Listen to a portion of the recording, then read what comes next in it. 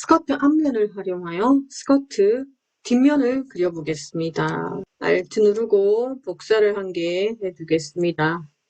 이동 중에 Shift를 누르면 수평으로 이동도 되죠? 연습이니까 여러 가지 방법으로 한번 해보기 바랍니다. 스커트 뒷면 그리기는 교재 29페이지에 있습니다. 29쪽입니다. 그룹을 풀겠습니다. 오른쪽 마우스 그룹 풀기. 그룹을 여러 번 했으니까 오브젝트 메뉴에 그룹 풀기가 활성화되지 않을 때까지 그룹을 풀겠습니다. 두 번 했으니까 두 번 정도 풀고 나니까 그룹 풀기가 활성화되지 않습니다. 면색도 금지하는 게 좋겠죠? 수정을 해야 하니까 금지했습니다. 자, 여기서 안쪽에 있는 다트는 삭제하겠습니다. 뒷판 다트가 앞판 다트는 다르니까 삭제하고 다시 그리겠습니다. 앞면에 있는 다트를 활용해서 사용해도 되겠지만 우리는 새로운 기분으로 딜리트를 누르고 다시 한번 삭제하겠습니다. 앞면만 잘 그려두면 뒷면은 앞면의 외곽선을 활용해서 수정 보완을 해주면 되기 때문에 다 그린 거나 마찬가지입니다. 29페이지 잠시 한번 살펴보겠습니다. 교재 29페이지입니다. 스커트 앞면에서 다트를 삭제하고요. 기본적인 외곽선만 남아 있습니다. 이 상태에서 추가해야 되는 게 중심축이 필요하고요. 다트 2개 필요하고 트임 표시 필요하네요. 트임 표시 필요하고 단추입니다. 단추. 아래쪽에 겹쳐졌다는 의미로 살짝 단을 내려준 것도 있네요. 이 부분은 이렇게 안 해도 상관은 없는데 연습이잖아요. 좀 디테일하게 한번 해보겠습니다. 가장 먼저 해야 되는 것은 중심이겠죠. 중심을 하나 그어주고요. 그 다음에는 다트를 그리고 반사시킨 다음에 단추나 트임이나 그리고 겹쳐지는 부분 이렇게 작업을 해주면 되겠죠. 가장 먼저 해야 되는 것은 중심축이겠습니다. 시작 한번 해보겠습니다. 중심축은 펜툴로 수직선을 한 개 그려주면 되겠죠? 아무것도 선택이 안 돼 있는 상태에서 가운데 중심에 0점을 하나 클릭하고 Shift를 누르고 수직선, 중심입니다. 점을 한 개 찍었습니다. 이 중심선은 선 굵기를 1포인트로 하겠습니다. 패턴을 뜰 때 완전히 봉제가 들어가는 부분이잖아요. 그러니 중심축은 선 굵기를 1포인트로 하겠습니다. 이렇게 해놓고요. 그 다음에는 다트를 그릴게요. 다트. 펜툴로. 뒷다트는 2개 그립니다. 새롭게 시작합니다. 점 하나 찍고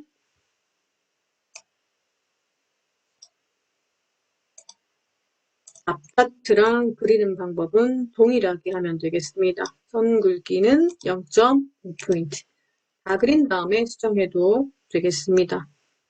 이 부분 1포인트 때는 잘 표시가 안 났는데 많이 꺾여 있죠? 조금만 수정을 하겠습니다. 여기서 두 번째 다트를 그리겠습니다. 두 번째 다트를 첫 번째 다트보다는 조금 짧게 그리고요. 정점에 꺾인 표시가 생길 때 이 방향선 삭제하겠습니다. 이게 그려진 거 보이나요? 이 부분도 출력했을 때 완성도를 높이기 위해서는 혹은 작업 지시서 같은 데도 올릴 때 완성도를 높이기 위해서는 작은 미묘한 차이지만 완성도 면에서는 달라질 수 있기 때문에 지금 제가 화면을 확대했을 땐 못 느꼈는데 축소하니까 모양이 좀 다르잖아요. 좀 유사하게 거의 비슷하게 해주는 게 좋겠죠. 복사하고 싶은데요. 네, 복사해서 활용해도 됩니다. 길이만 줄여주면 되니까요. 복사했을 때 2개 정점이잖아요. 선택하고 2점 중에 아무 점이나 잡고 길이만 조절해 놓으면 되니까 복사해도 됩니다. 지금은 연습이어서 한번 다 그려보는 거예요. 되었나요? 반사하면 되겠죠. 반사해야 되는 2개의 다트를 어떤 거? 전체 선택 툴로 해야 되겠죠. 살짝 드래그 해야 되니까 위쪽까지 선택하면은 벨트랑 앞판이 선택되니까 살짝 드래그 해야 되니까 전체 선택 툴이 맞겠죠? 내가 지금 선택할 때는 주로 전체 선택 툴을 사용하는데요. 직접 선택 툴로 드래그하면 드래그한 곳에 정점만 선택이 되지 않습니까? 이러면 정점 2개만 선택이 된 거지. 지금 이렇게 드래그하면 정점 4개만 선택이 되고 위에는 선택이 안 된 거잖아요. 드래그한 영역에 들어가 있는 정점만 선택이 되거든요. 그러면 이게 선택이 아니에요, 여러분. 이대로 반사해주면 가장 실수를 많이 하는 게 제가 항상 전체 선택 툴, 직접 선택 툴 얘기하는 이유가 지금 상태로 내가 한 것처럼 이 정도 드래그 했는데 선택이 되었지? 패스가 빨간색이니까 이렇게 하고 선택을 하게 되면 많이들 실수할 수 있는 방법이 이렇게 되는 거예요, 여러분. 정점 3개는 선택이 안 되었던 거예요. 안 되었으니 선택 안 된 정점은 반사가 안 된 거죠. 항상 내가 원하는 오브젝트를 선택할 때는 그 오브젝트의 모든 정점이 선택이 되어야 되는 겁니다. 그래서 전체 선택 툴로 살짝 드래그 하면은 모든 정점이 선택되잖아요. 전체 선택 툴은 어느 점만 조금만 걸쳐도 선택이 되니까요. 여기서 좀 익숙해졌다면 그룹 선택 툴은 괜찮아요. 그룹이 되든 안 되든 2개만 걸치면 2개의 오브젝트의 모든 정점이 선택이 되니까요. 하나만 드래그하면 하나의 모든 정점이 선택이 되니까요. 그룹 선택 툴은 상관이 없습니다. 2개만 선택합니다. 무슨 2개? 반사해야 되는 2개의 다트만 선택하고요. 반사 툴을 한 번만 클릭하고 Alt를 누른 채 내가 원하는 중심축 클릭.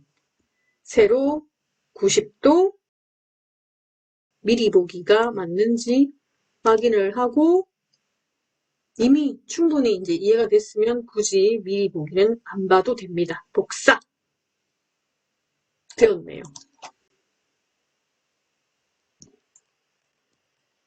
중심축 그렸고요. 다트 그려서 반사시켰습니다.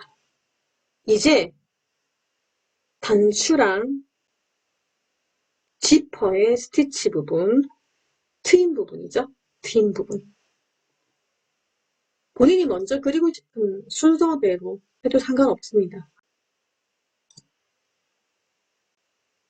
여기서 가장자리 기본적인 오브젝트는 다 그렸으니까 안쪽에 단추나 지퍼나 트임이나 뭐 그런 거 그릴 때 잠시 불편할 것 같다. 지금 상태는 굳이 불편할 것 같진 않지만 그래도 잠금을 연습해보고 싶다면 모두 선택해서 오브젝트 메뉴에 잠금 선택물 단축키 컨트롤 숫자 2입니다. 제가 단축키 한번 사용해 볼게요.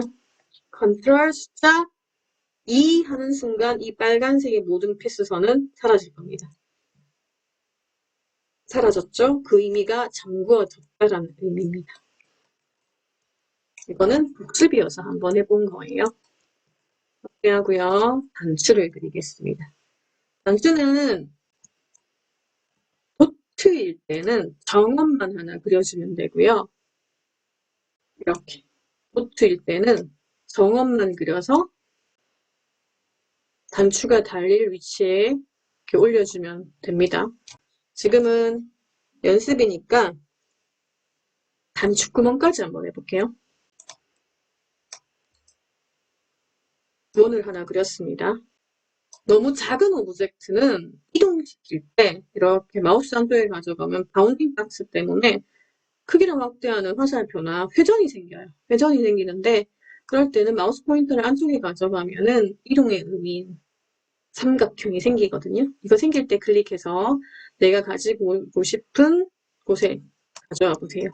전체 대 부분의 비율도 맞아야 되니까 다 그린 다음에 그냥 가져오면 단추가 의외로 큽니다. 의외로 커요. 한번 상상해 보세요. 벨트에 거의 너비만큼 단추가 들어가진 않잖아요. 그럴 때는 선택해서 Alt와 Shift를 누르면 가운데 중심에서 비율을 유지하면서 확대하거나 축소할 수 있죠? 그렇네요. 옆선을 한 개 그을게요. 단축 구멍의 의미. 선툴로 수평선을 한 개 그었습니다. 제가 일부러 좀 위치가 평행되지 않게끔 했습니다. 우리한테는 정렬 팔레트가 있잖아요. 팔레트 없네요. 없으면 윈도우 메뉴에 들어가서 아래쪽에 내려가요. 내려가서 정렬 팔레트를 없을 때는 찾아주면 되겠죠. 여러분이 사용하다가 내가 필요한 팔레트가 없어졌다. 뭐 그럴 때는 윈도우 메뉴에 가면 내가 필요한 모든 팔레트들이 들어가 있어요. 정렬이네요. 오브젝트 2개 선택해서 가로를 정확하게 맞춰야 되니까 2번 아니면 5번이겠네요. 둘 중에 여러분이 내용만 이해하고 있으면 클릭하고 컨트롤 Z가 있잖아요. 근데 5번입니다. 5번. 되었죠? 이 부분 면색을 한번 넣어보면 면색을 넣었는데도 구멍 표시가 난다는 것은 순서가 이 단추의 순서가 맨 뒤로 가 있다는 얘기죠. 앞으로 보내겠습니다. 되었습니까? 난 정말 꼼꼼하니까 이것까지도 맞추겠습니다. 맞추세요. 처음 연습할 때 꼼꼼하게 하는 거 중요합니다. 괜찮습니다. 그러면 단추 구멍에 정점을 잡아서 이동 중에 Shift를 누르면 수평으로 이동할 수가 있죠. 한 개, 두 개니까 이것도 단추와 단추 구멍도 세트로 그룹의 중요성 있지 않습니까? 위치 마음에 드나요? 위치 마음에 들게끔 화면을 확대하거나 축소해서 단추의 위치. 단추가 조금 큰 느낌이 있어요. 선택해서 중심이 맞으니까 Alt와 Shift 맞춰서 조그맣게 단추를 하나 만들어서 위치 이동도 시켜 보았습니다. 자, 이제 지퍼예요. 보이는 지퍼입니다. 보이는 지퍼는 스티치로 표시해주면 되고요. 보이지 않는 콘솔 지퍼 같은 경우는 슬래시 표시로 처음과 마지막 점을 표시해주면 되거든요. 지금은 보이는 지퍼 연습하겠습니다. 펜툴로 지퍼가 달릴 위치에 처음 시작합니다. 직선이든 곡선이든 클릭을 통해서 일단 시작을 하고요. 지퍼의 길이만큼, 지퍼가 달리는 이유는 편안하게 입기 위해서지 않습니까? 엉덩이 가장 노출된 부분보다는 내려와야 되겠죠? 내려와서 클릭을 하는데 이럴 때는 수직선이 필요하지 않습니까? Shift 누르고 수직선을 그었습니다. 점 찍고 아래쪽에 봉제할 때는 주로 라운드로 그리죠? 클릭 드래그를 통해서 내가 원하는 예쁜 라운드. 이럴 때는 굳이 방향선이 평행이 아니어도 됩니다. 내가 원하는 곡선이 되었을 때 스톱 하면 되겠죠. 스티치는 점선으로 해야 합니다. 퀵 팔레트에 점선 사용 체크하고요. 점선의 간격은 2, 1로 하면 되겠죠. 도식화 그릴 때 한쪽에 들어가는 스티치의 선 굵기는 0.5포인트. 점선의 간격은 2, 1로 해주세요. 통일하겠습니다. 어떤 도식화는 2, 1이고 어떤 도식화는 2로 하고 다르면 안 되겠죠. 스티치는 동일하게 해줍니다. 이제 트임이 필요하네요. 트임은 슬러시 하나, 사선 하나 그릴 텐데요. 펜툴 사용해도 되고요. 간략하게 금방 할 거는 선툴도 한번 활용해 봐주세요. 펜툴로만 그리지 말고 선툴도 한번 사용해 봅니다. 트임이 이 위치다. 점선 사용 체크 해제하겠습니다. 되었나요? 여기까지만 해도 되지만 연습을 할 거니까 아래쪽에 겹쳐지는 부분 표시를 한번 해보겠습니다. 오른쪽 부분이 안쪽으로 들어가고 왼쪽 부분이 위쪽으로 올라오는 그런 거 한번 만들어 볼게요. 지금 잠겼잖아요. 잠겼으니 선택이 안 되네요. 오브젝트 메뉴에 모든 잠금 풀기 컨트롤 Alt 숫자 2죠. 잠금이 풀렸다는 의미로 패스가 살아있네요. 자, 여기서 뒷판에 있는 점이 살짝 내려와야 되는 거예요. 뒷판에 있는 점. 바로 이 부분입니다. 이 부분.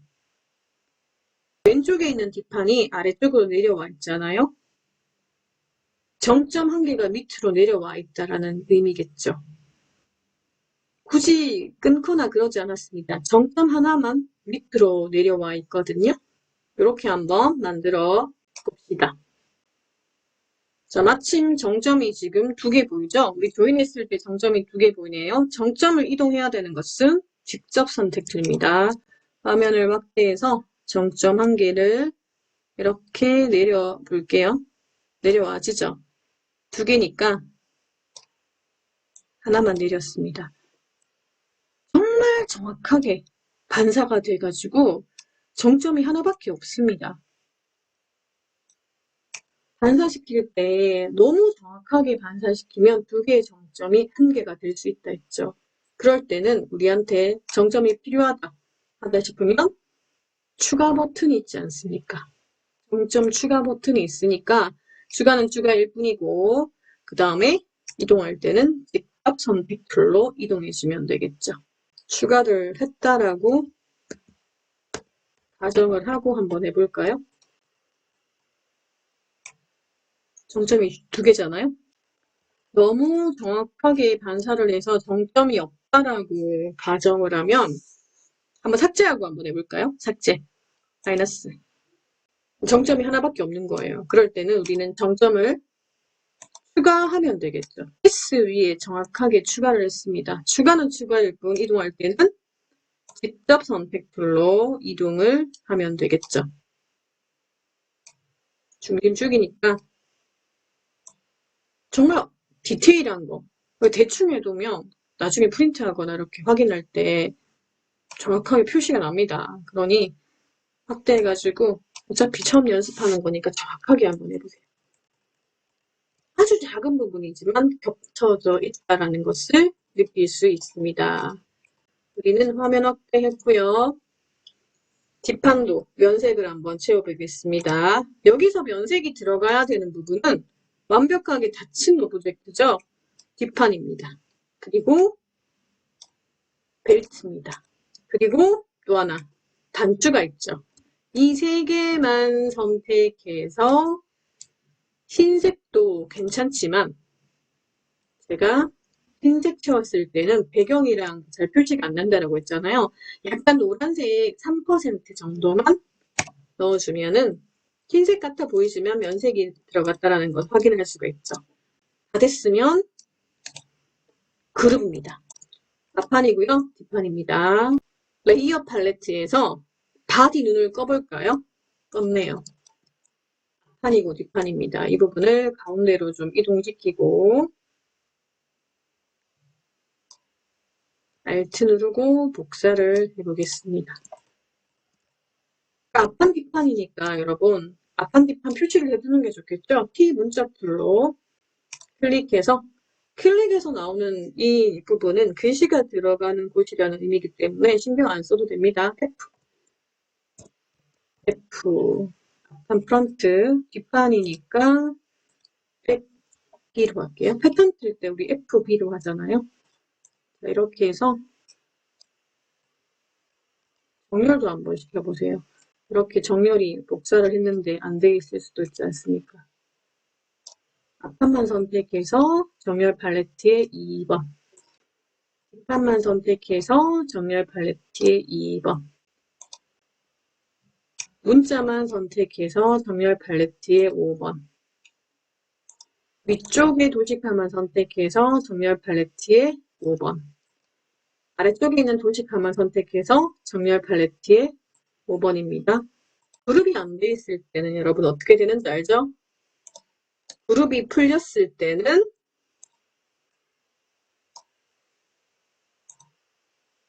보이나요?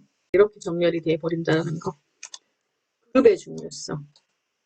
그룹을 하면 이 모든 오브젝트가 한 개로 인식된다. 원바닥을 더블 클릭해서 A4 용지에서 가장 보기 좋은 가운데 부분으로 이동을 하고요. 이렇게 메일이나 뭐 과제나 뭐 기타 제출하게 되면 누구 건지 알 수 없으니까 아래쪽에다가 T 문자 툴로 클릭해서 이름을 쓰겠습니다. 저는 던정이 이름을 써서 오른쪽 하단에 해두고요. 위쪽 왼쪽 상단에는 클릭해서 스커트 만들기 이라고 했습니다. 여기서도 12포인트 보이는 이 부분이 글씨의 크기를 결정할 수가 있습니다. 결정할 수가 있고 위에 있는 문자 부분은 글꼴의 종류를 선택할 수 있거든요. 굴림이 옆에 문자를 클릭하면 한글처럼 윗점자, 아래점자, 뭐 밑줄 긋기 이런 것도 가능합니다. 체크해 이제. 아래쪽에 도식화는 우리 다듬 연색을 한번 넣어볼까요?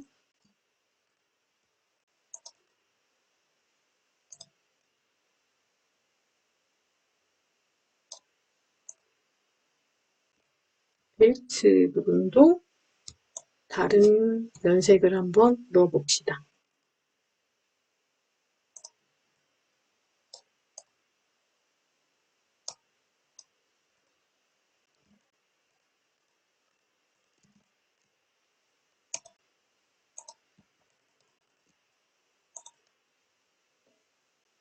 자, 이렇게 스커트 만들기가 완성이 되었습니다. 기본 스커트 앞판, 뒷판, 앞판, 뒷판이었고요. 복사해서 면색도 한번 넣어보았습니다.